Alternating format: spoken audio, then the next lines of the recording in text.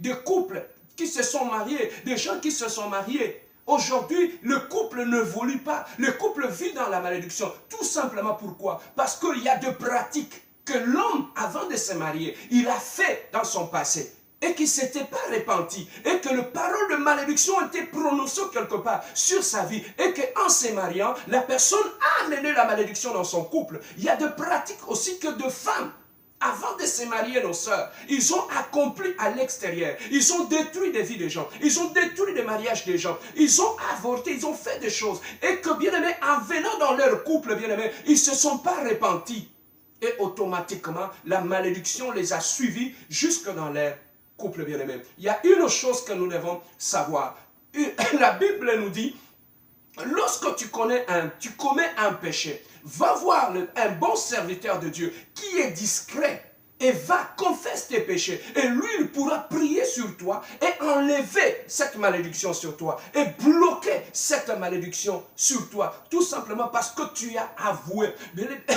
La Bible dit, celui qui avoue ses péchés, il progresse. Mais celui qui cache ses transgressions, il ne progresse pas. Parce qu'un péché que tu n'as pas confessé, que tu n'as pas avoué, continuera à avoir de l'effet sur ta vie, continuera à avoir de l'impact sur ta vie. Un péché qui est caché, un péché qui n'est pas avoué, va continuer à te ronger. Ça va être comme un cancer dans ton mariage. Ça va être comme un cancer dans ta vie. Voilà pourquoi tout est bloqué tout autour de toi. Pose-toi la question, mon ami. Est-ce qu'il n'y a pas eu un péché? Est-ce qu'il n'y a pas eu quelque chose qui a ouvert une porte dans ma vie et que la bénédiction, la malédiction m'a atteint, bien-aimé? La seule chose, lorsque, bien-aimé, le Saint-Esprit t'amène à comprendre que dans ta vie, il y a eu des choses que tu as fait par le passé et que tu ne t'étais pas repenti et que tu n'es pas allé voir un homme de Dieu pour qu'il puisse prier pour toi et enlever cette malédiction sur ta vie, bien-aimé, il te sera très difficile de progresser et d'aller de l'avant.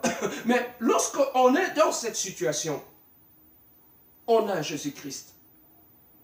En Jésus-Christ, il n'y a plus de condamnation. Lorsque nous venons en Jésus-Christ, et nous lui ouvrons notre cœur, et nous nous repentons de notre mal. Voilà pourquoi la Bible dit, si mon peuple sur qui mon nom est invoqué, s'humilie, prie et revient vers moi, je reviendrai vers mon peuple bien-aimé. Nous avons un Dieu qui a ses deux mains grandement ouvertes, qui est prêt à pardonner tes transgressions du passé, qui est prêt à laver ta vie, qui est prêt à effacer ta malédiction. Mais il y a une chose, tu dois faire ta part des choses, reconnaître le mal que tu as fait, te repentir de ces mal-là, aller trouver un serviteur de Dieu qui va prier sur toi et qui va anéantir tout ce mal-là dans ta vie. Voilà pourquoi, bien-aimé, il est très important, quand on est un enfant de Dieu, dans notre marche de tous les jours, que nous puissions faire très attention dans tout ce que nous faisons, dans tout ce que nous agissons, dans tout ce que nous parlons, dans le mal que nous faisons aux autres, bien-aimés.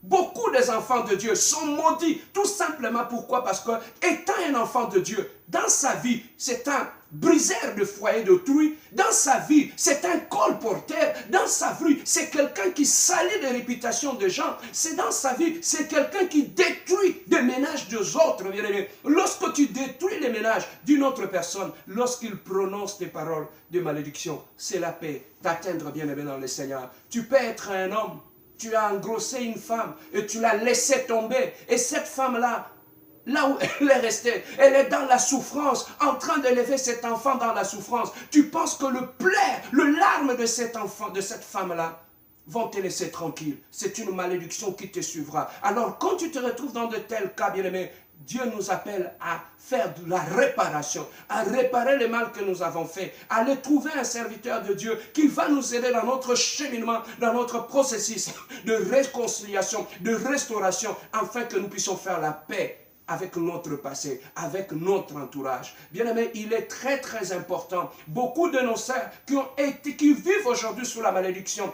tu n'aimes pas cet homme-là, mais tu continues à manger son argent, tu continues à utiliser son argent, alors que tu ne l'aimes pas, alors que tu sais que je ne veux pas épouser cet homme, bien-aimé. Et plus tard, tu abandonnes cet homme, tu la jettes dans une poubelle, et cet homme-là bien-aimé, lorsqu'il prononcera de paroles de malédiction sur ta vie, ça t'atteindra, ça te suivra. Voilà pourquoi, bien-aimé, aujourd'hui, dans nos couples, nous avons beaucoup de problèmes. Pourquoi? Parce qu'avant de te marier, il y a eu des choses que tu as fait qui ont fait qu'en allant dans le mariage, tu as amené la malédiction dans ton couple. Un jeune couple, un bon couple, bien-aimé, peut être sous la malédiction à cause de pratiques du passé non résolues, non repenties. Voilà pourquoi il est très important, bien-aimé. Aujourd'hui, Dieu avait voulu te parler aujourd'hui. Examine ta vie passée. Est-ce qu'il y a eu des choses que tu as fait dans ta maison, que tu as fait dans ta vie, qui ont attiré la malédiction dans ta vie et dans ta maison, bien-aimé? Il y a eu des avortements que tu as fait.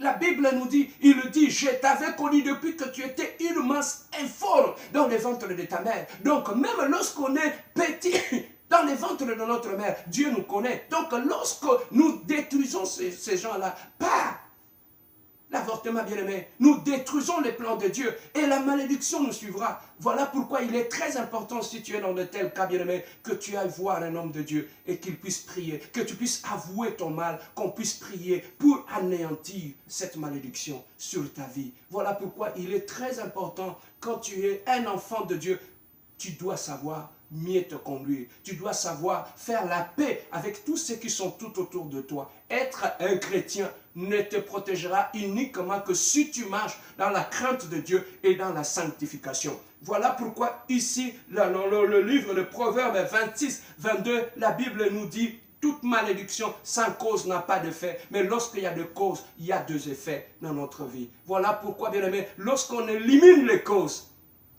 automatiquement, la malédiction aussi va tomber. Il est très important que nous puissions revenir à Dieu et que nous puissions nous repentir et vivre en paix avec notre entourage, avec notre femme. Lorsque tu es marié, dans ton couple, il y a des pratiques que tu peux faire qui vont contre la volonté de Dieu, qui peuvent attirer la malédiction dans ton couple, bien-aimé. Il y a des injustices, il y a des choses que les gens dehors ne peuvent pas voir, que tu fais dans ton couple, qui peuvent attirer la malédiction dans ton couple. Il y a des pratiques que nous pouvons faire dans nos maisons, l'occultisme, la sorcellerie, tout ce que nous pouvons faire qui vont à l'encontre de la volonté de Dieu, peuvent attirer la malédiction dans ta maison. Lorsqu'on ouvre notre maison, qu'on fasse entrer des choses, des objets de recel, de vol, des choses comme ça, tout ce que tu as volé, en le ramenant dans ta maison, bien aimé, ça attirera la malédiction dans ta maison. Voilà pourquoi il est très important, bien aimé, que nous puissions fermer toutes ces portes-là qui attirent de malédiction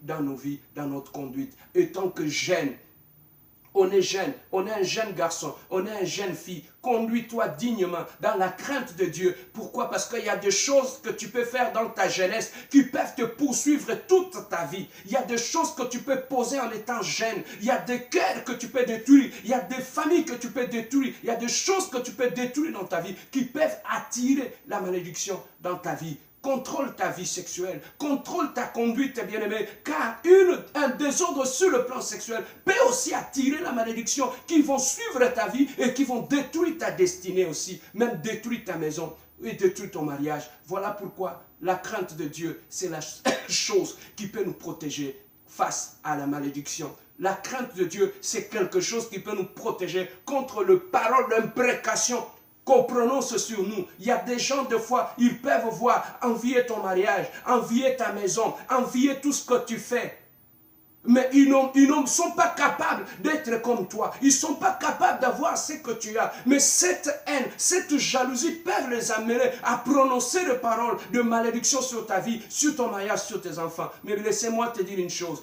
Tu n'as rien à craindre. Aussi longtemps tu sais qu'il n'y a pas de cause. Tu n'as rien à craindre. Vis en paix, parce que tout ce qu'ils disent, leurs paroles de malédiction se transformeront en bénédiction sur ta vie et ils verront ta vie prospérer à jamais. Voilà pourquoi, bien aimé, j'avais voulu qu'aujourd'hui, en tant qu'enfants de Dieu, que nous puissions partager ces choses, que sur cette terre des hommes où nous vivons, nous avons la dimension spirituelle, nous avons la dimension physique. Nous avons dans la dimension spirituelle, il y a de lois et il y a de principes. Lorsque, bien aimé, on casse ces lois-là, automatiquement, on va subir le sort de tout ce que la Bible dit, tout ce que l'homme aura sémé, il les moissonnera. Voilà pourquoi il y a des choses que tu peux s'aimer dans ta vie et récolter la malédiction. Regarde toute la sémence que tu poses, que tu sèmes dans la vie des autres, dans ta propre vie. Pose-toi la question, est-ce que cette sémence ne peut pas un jour m'attirer la malédiction? Que Dieu puisse vous bénir. Si tu te retrouves dans ces cas-là, que tu es maudit, va trouver un bon pasteur.